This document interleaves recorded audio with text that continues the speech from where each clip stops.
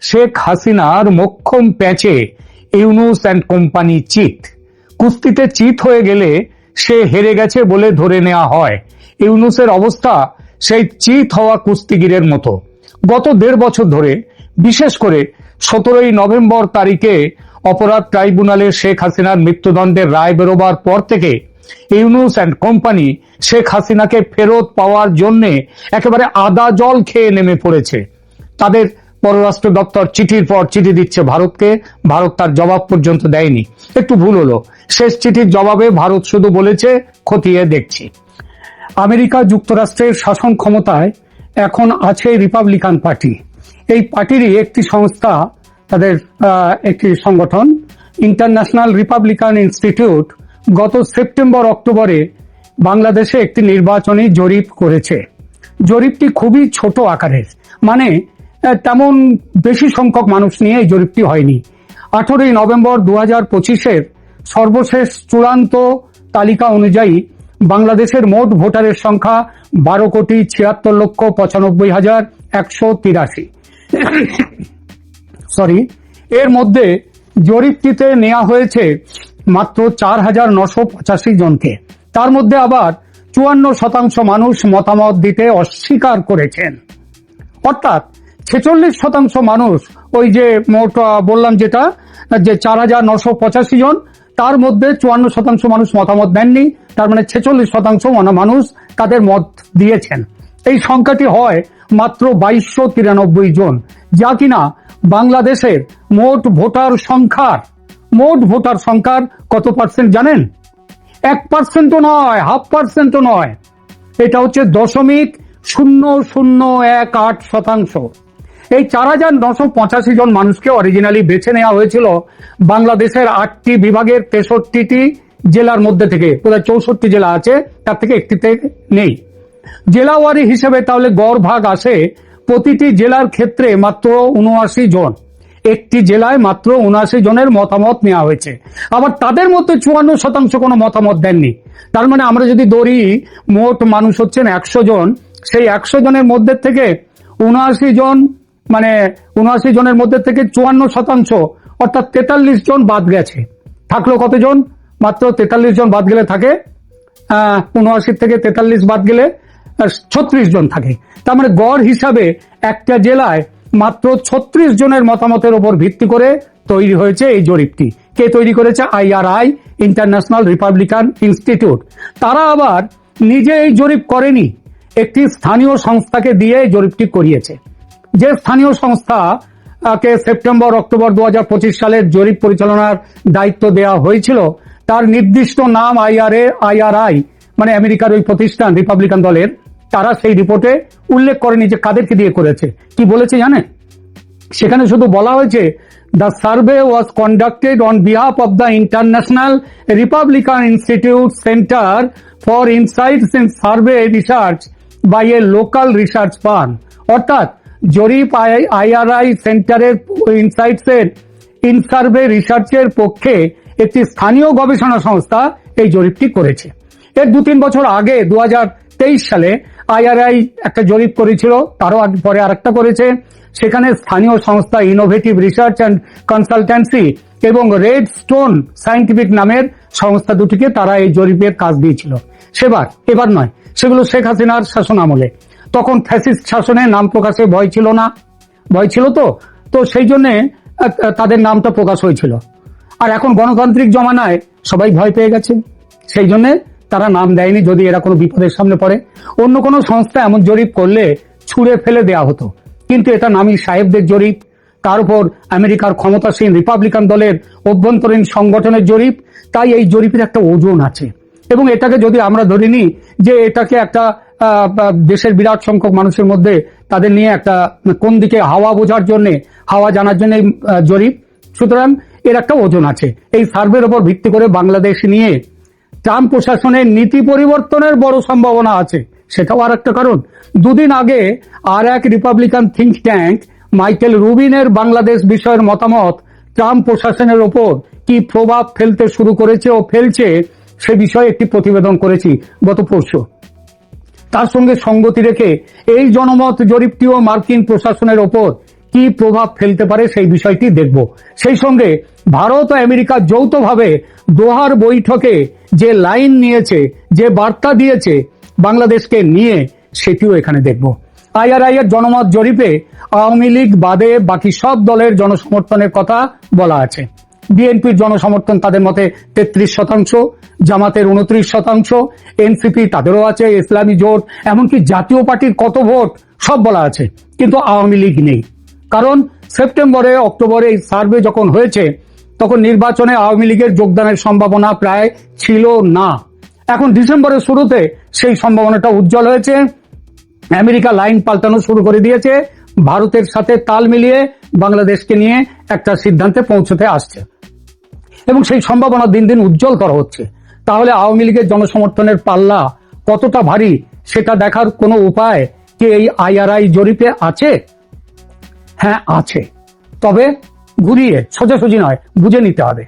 IRI সমীক্ষায় প্রকাশ্যে আওয়ামী লীগের জন্য কোনো ভোটিং অভিপ্রায় তালিকাভুক্ত না থাকলেও জরিপের অস্বীকার করতে থাকা এবং জানেন না বলা ভোটারদের বিশ্লেষণের মাধ্যমে আমরা আওয়ামী লীগের সমর্থনের একটি বাস্তবসম্মত অনুমান করতে পারি।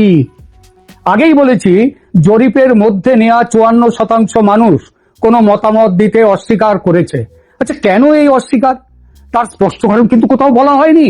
তবে যদি ভেবে নেওয়া হয় এদের বড় অংশ এই সরকারের পক্ষে নয়, এই সরকারের কাজকর্ম দেখে হতাশ, এবং এই সরকারের সঙ্গে যারা আছে, যাদের বেশিরভাগের নাম তালিকাভুক্ত দলের মধ্যে রেখেছে এই আইআরআই, সেখানে আওয়ামী লীগের উল্লেখ না দেখতে পেয়ে নিজেদের মতামত দিতে চায়নি এরা। যদি এটা বলা হয় সেটা কি উড়িয়ে দেওয়া যায়? আমার তো মনে হয় যায় না। এবং যে কোনো রাজনীতির বিশ্লেষকদের, এমনকি আমেরিকায় বসে যারা বিশ্লেষণ করছেন এই সার্ভের, তারাও বলছেন এই ভোটারদের একটা বড় অংশ আওয়ামী লীগ সমর্থক। ওই যে 53% বললাম, 53-54% বললাম না, তার একটা বড় অংশ আওয়ামী লীগের সমর্থক। সেই সংখ্যাটি কত? যদি 54%-এর অর্ধেকও ধরা হয়, নিশ্চিতভাবেই অর্ধেকের বেশি, কারণ তারা এই সরকারের মধ্যে নেই, সরকারের সমর্থনে নেই। আর সরকারের সমর্থনে নেই বড় দল বলতে কে? বিএনপিও নয়, জামাতও নয়, অন্য কেউ নয়, হচ্ছে আওয়ামী লীগ। তাহলে এই 54 জনের কম করে অর্ধেক হলেন আওয়ামী লীগের। যদি কম করেও ধরি তাহলে 27 জন হয় আওয়ামী লীগের সমর্থকের মধ্যে কমপক্ষে। এই অংশের নাম দিন প্রথম ভাগ। এবার যারা ভোট দিয়েছেন, মানে তার যারা মতামত দিয়েছেন তাদের মধ্যে আসে, সেই প্যারামিটারটা দেখি। সেখানে কি বলা হয়েছে? যারা মতামত দিয়েছে তাদের মধ্যে 46% হচ্ছে, মোট লোকের 46% মত দিয়েছে। অর্থাৎ মোট ভোটার 100 হলে জরিপে মতামত দেওয়া ভোটার হলো 46 জন। এই 46 জনের মধ্যে 30% অর্থাৎ 14 জন হয় ভোট দেবেন না, তারা বলেছেন ভোট দেবেন না, অথবা বলবো না, বা অন্য কোনো কারণে আমি সরকারি দলগুলোকে ভোট দেব না। অর্থাৎ মোট 46 থেকে 14 জনকেও বাদ দিন, যারা এই সরকারের সাথে কিংবা এই সরকারের সমর্থক দলগুলো, জামাত, বিএনপি, টিএনপি, এদের সাথে যারা নেই, সেই সংখ্যাটা 14 ধরুন, সেই সংখ্যাটা 14। তাহলে 46 থেকে 14 জনকে বাদ দিন, বাদ দিলে কত থাকে? বাদ দিলে থাকে 32 জন। অর্থাৎ এই 32 জন মোট 100 জনের মধ্যে থেকে এই 32 জন বিএনপি, জামাত ইত্যাদি দলকে ভোট দেবে। বুঝাতে পারলাম? আর তাহলে এই 32 জনের মধ্যে এটা হচ্ছে দ্বিতীয় ভাগ। জরিপে যারা মত দিয়েও নিজের রাজনৈতিক মতকে স্পষ্ট করেননি তাদের সংখ্যা এই 14 জন, এদের বলা যাক দ্বিতীয় ভাগ। তাহলে প্রথম ভাগের 27 জন আর দ্বিতীয় ভাগের 14 জন, দুয়ে মিলিয়ে কতজন হলো? 41 জন। আওয়ামী লীগের ভোট দাঁড়ালো তাহলে কত? শতকরা 41%। এবং যত দিন যাবে এই শতকরা হার তত বাড়বে। একদিকে বাড়তে গেলে আর একদিকে কমতে হয়, তাই না? এদিকে বাড়াতে গেলে ওদিকে কমবে, টানতে হবে, তো এটা তো টানলে আরেকদিক কমে যাবে। কম হবে কার ভোট? বিএনপির ভোট। এটা আমার কথা নয়, সার্ভেতে বলা আছে, এই আইআরআই সার্ভে, আমেরিকার রিপাবলিকান সার্ভে। বিএনপি এখন কম, তাদের ভোট কমতে থাকবে। যতদিন জানে যাচ্ছে বিএনপি তত বেশি ভোটের জন্য পাগল হয়ে উঠছে, তত তাড়াতাড়ি ভোট করুন, কারণ যত দিন যাবে তত ভোট কমতে থাকবে। বিএনপি এখন নেতৃত্ব শূন্য বলতে নেই, খালেদা জিয়া মৃত্যুশয্যায়, ভগবান তাকে বাঁচিয়ে রাখুন। তারেক রহমান দেশে আসতে ভয় পাচ্ছেন। আর বিএনপি গত 1.5 বছরে তার নেতারা, এ যাচ্ছে বাঁ দিকে তো ও যাচ্ছে ডান দিকে, এ আরেক দিকে ও আরেক দিকে, সকালে এক কথা, বিকেলে আরেক কথা, রাত্রে আরেক কথা।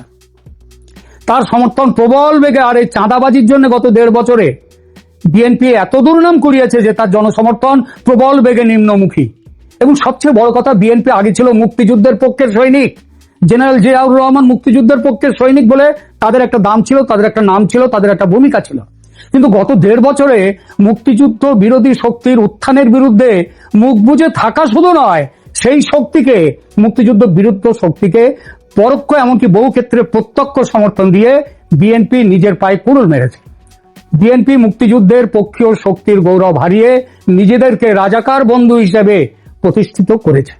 ফলে মুক্তিযুদ্ধের পক্ষের ভোট, বিশেষ করে যাদের বয়স 50 এবং তার উপরে, এবং শুধু তাই না, 60-এর ঊর্ধ্বে যারা বয়স, তারা কিন্তু বাংলাদেশের সব থেকে বড় শ্রেণীর ভোটার হচ্ছে তারাই। এই যে সার্ভে, সেখানেও সেটা বলা হয়েছে। যাদের বয়স 50 এবং তার উপরে, তাদের ভোটের সিংহভাগ মুক্তিযুদ্ধের পক্ষের। এই ভোট বাংলাদেশের মোট 12 কোটি প্রায় 76-77 লাখ ভোটারের মধ্যে তাদের সংখ্যা হচ্ছে 3,67,00,000। তার মানে বুঝতে পারছেন, 3,67,00,000 মানে প্রায় তারা 30%-এর উপরে তাদের ভোট, তারা 30%-এর উপরে। এবং এর একটা বড় অংশ ছিল বিএনপির, সেটাই বড় ভাঙন আসছে। মোট বাড়বে, জামায়াতের ভোট বাড়বে, জামাতের।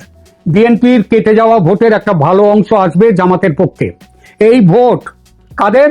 যারা মুক্তিযুদ্ধের পক্ষের হয়েছিল, যারা আওয়ামী লীগের বিরুদ্ধে। মুক্তিযুদ্ধের তারা এখন কি হয়েছে? তারা এখন হয়ে গেছে মুক্তিযুদ্ধের চেতনার বিরোধী। বিএনপির যুবক সমর্থক যারা, তাদের কাছে মুক্তিযুদ্ধের চেতনা মূল্যহীন, ইসলামী ধ্যান ধারণা তাদের মধ্যে প্রবল, তারা বিএনপি ছেড়ে জামাতে যাবে।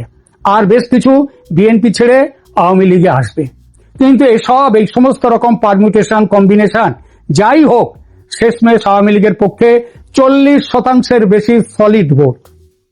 আমার জরিপে কথা বলছি না, এটা বলছি ওই IRI, international Republican institute, Trump সাহেবের নিজের প্রশাসনের। এটা এখন জানে ভারত, জানে আমেরিকা, সেজন্য চাপ দিচ্ছে কি, ইনক্লুসিভ নির্বাচনের আওয়ামী লীগকে বাদ দিয়ে নির্বাচন করা যাবে না।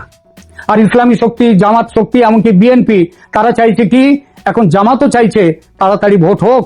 এই জামাত বলছে, বিএনপি চাইছে যত তাড়াতাড়ি ভোট হোক, কারণ যত দেরি হবে তত তাদের ভোট কমে যাবে। আর বিএনপি চাইছে এই অবস্থা থেকে আরো, দেশ থেকে আরো বেশি তাদের পক্ষে নিয়ে আসবার জন্য তারা সময় চাইছে। এই সময় চাওয়াটা একটা অদ্ভুত পরিস্থিতি। এখন ইনক্লুসিভ নির্বাচন করতে দিচ্ছেন না, দেবেন না মোহাম্মদ ইউনূস, কিন্তু তিনি চাপের মুখে পড়েছেন। এখন তিনি চাইছেন অন্য আর একটা বিষয় নিয়ে যাতে ঝামেলা পাকিয়ে ভারত বাংলাদেশের উপরে আক্রমণ করতে বাধ্য হয়, সেই চেষ্টা করছে। তখন সেইটা দেখিয়ে ভোটটা বন্ধ করা যাবে আপাতত। খতিয়ে দেখতে গেলে অনেক কাগজপত্র চাই, যেমন কোন আইনে বিচার হলো, এই বিচার আইন মাফিক হলো কিনা, বিচারকদের যোগ্যতা আছে কিনা, বিচারের সমস্ত শুনানির কপি, বিচারের রায়ের কপি ইত্যাদি প্রচুর ডকুমেন্ট চেয়েছে ভারত। উদ্দেশ্য হাসিনাকে ফেরতের দাবি যেটা বাংলাদেশ করেছে সেটা খতিয়ে দেখা। এর বাইরেও ভারতের আরো কিছু শক্ত প্রশ্ন আছে। সেগুলো হলো, বন্দি প্রত্যর্পণ চুক্তিতে বেশ কিছু ধারা আছে যেগুলো উল্লেখ করে ভারত পরিষ্কার বলতে পারে রাজনৈতিক প্রতিশোধ গ্রহণের জন্য ম্যাডামকে ফেরত চাওয়া হচ্ছে। এটা চুক্তির অমুক নম্বর ধারা অনুযায়ী করা যায় কি? এই প্রশ্ন ভারত করতে পারে। আরো আছে, ভারত বলতেই পারে শেখ হাসিনা বন্দী নন, সুতরাং বন্দি প্রত্যর্পণ চুক্তি এক্ষেত্রে লাগু হতে পারে না। আরো আছে, বাংলাদেশের সঙ্গে ভারতের বর্তমানে যে তেতো সম্পর্ক, তাতে ভারত সোজা বলে দিতেই পারে তোমার সাথে মানি না চুক্তি। এই কথা তো বাংলাদেশের এই সরকার গত 1.5 বছর ধরে এবং তার আগের থেকে বলছিল যে আমরা ক্ষমতায় এসে ভারতের সঙ্গে সব চুক্তি খতিয়ে দেখব, তারপর সেই চুক্তি সব বাতিল করব। এখনো অব্দি একটাও করেনি। তো ভারত বলে দিতে পারে সেই কাজটা, তোমাদের সাথে চুক্তি আমরা মানি না, যাও। তখন কিছুই করার নেই। এই যখন অবস্থা, যখন ইউনূস অ্যান্ড কোম্পানি হাসিনাকে ফাঁসিতে ঝোলাতে পারছে না দেখে রাগে দুঃখে নিজেদের মাথার চুল ছিঁড়ছে, তখন শেখ হাসিনা দিলেন মোক্ষম প্যাচ। এখন দেখতে হবে ভারত এবং আমেরিকা আগামী দোহার বৈঠক আবার খুব শিগগিরই পরের বৈঠক হবে, এবং আশা করা যায় সেখানে পরিষ্কার একটা লাইন এসে যাবে। তার জন্য খুব বেশি দিন বাকি নেই, 2-4 দিনের মধ্যেই সে বৈঠকটিও হবে। আমরা সবাই সেদিকে এখন আমাদের তাকিয়ে থাকতে হবে। তবে একটা কথা, আওয়ামী লীগকে নিয়ে ভোট হবে, কিন্তু ভোটটা ফেব্রুয়ারিতে হবে, নাকি পরিস্থিতি শান্ত করতে, স্থিতিশীল পরিস্থিতি করতে ইউনূসকে হটিয়ে শেখ হাসিনাকে ক্ষমতায় নিয়ে এসে দেশের অবস্থা শান্ত করে তারপর ভোট হবে। এবং শেখ হাসিনা সরকার যা আবার এখানটায় নিয়ে আসা হবে, কিন্তু কি হিসেবে? কেয়ারটেকার সরকার হিসেবে।